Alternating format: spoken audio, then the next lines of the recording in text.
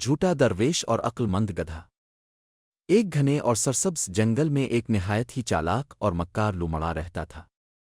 وہ سوچ رہا تھا، آخر اور کتنی محنت کروں؟ کوئی ایسا جاگات سوچنا پڑے گا کہ شکار خود چل کر میرے پاس آئے۔ لومڑا بہت شاطر تھا، وہ ہمیشہ آسان راستہ تلاش کرتا تھا۔ ایک دن اس نے ایک نہایت ہی نیک دل اور سمجھدار خرگوشہ کو دیکھا جو لکڑیوں کا ایک بھاری گٹھا اٹھانے کی کوشش کر رہا تھا۔ لومڑا بولا، سنو خرگوش بھائی، کیا تم یہ لکڑیاں اٹھا سکتے ہو؟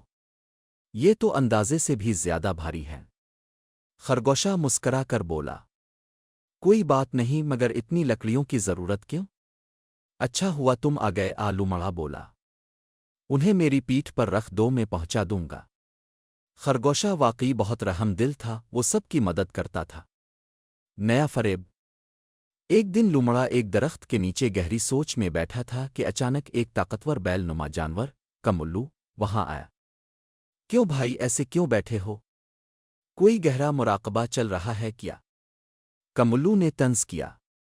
لومڑا نے کچھ جواب نہ دیا، مگر اسی لمحے اس کے ذہن میں ایک خطرناک خیال آیا۔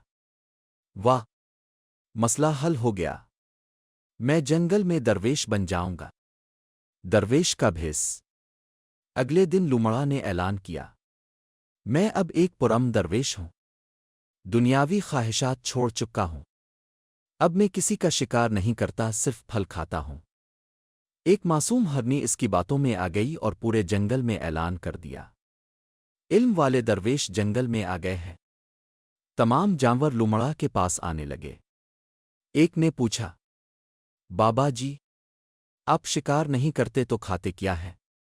لومڑا بولا، بیٹا اب مجھے گوشت کی ضرورت نہیں، میں تو صرف پھل کھاتا ہوں۔ جھوٹا معجزہ۔ اسی دوران ایک خرگوشنی روتی ہوئی آئی۔ بابا جی، میرے بچے کے پیٹ میں شدید درد ہے، کوئی علاج کرے۔ لومڑا نے منتر پڑھا، الفاو حملی فٹ سوئہا۔ کچھ دیر بعد بچہ ٹھیک ہو گیا، درد خود ہی کم ہو چکا تھا۔ خرگوشنی خوشی سے بولی، بابا جی کی جے ہو۔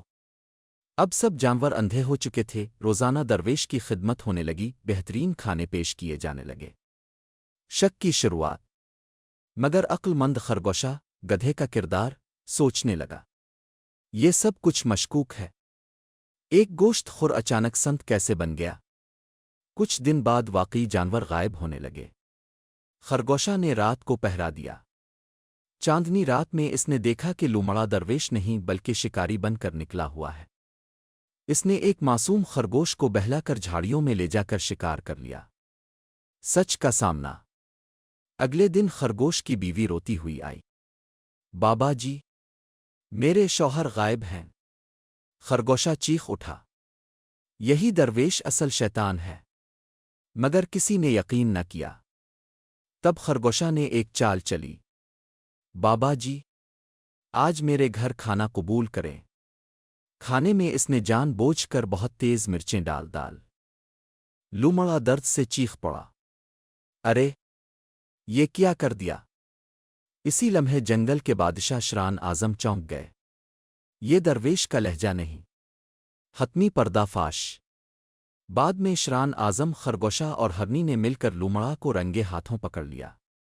لومڑا گڑ گڑایا، مجھے معاف کر دیں۔